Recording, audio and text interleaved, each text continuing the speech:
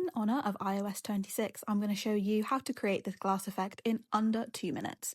So make yourself a funky background, put that into Photoshop and duplicate the layer.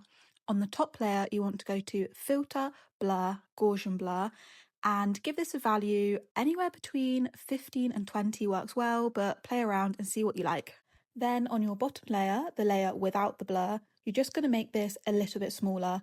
This will just enhance our effect later on, which you will see. And then in between those two layers, click your shape tool and you can make whatever shape you like. I'm just going to make a square, but you can choose whatever you want and set the color to something that is kind of similar to your background color.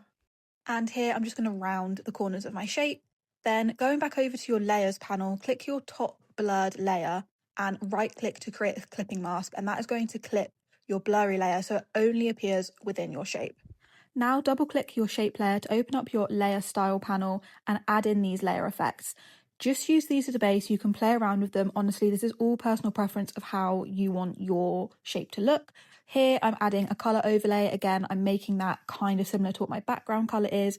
And then I'm just adjusting the opacity to be whatever I like, whatever I think looks good. Then we're going to add an inner glow. Again, you can use these settings as a base. This is what I think works to create a good effect. And then we're going to go over to drop shadow. I'm going to change the colour of my drop shadow to be a darker version of my background colour so it's not too harsh, like using a black would be really harsh, but here I'm just using a dark yellow so the whole thing feels cohesive. And then finally we're going to add a tiny, tiny stroke. I like to make my stroke really white to play into that glass effect, and you can see my size is only at 2, so it is really small. And that's it. Now you've got your finished glass effect in Adobe Photoshop.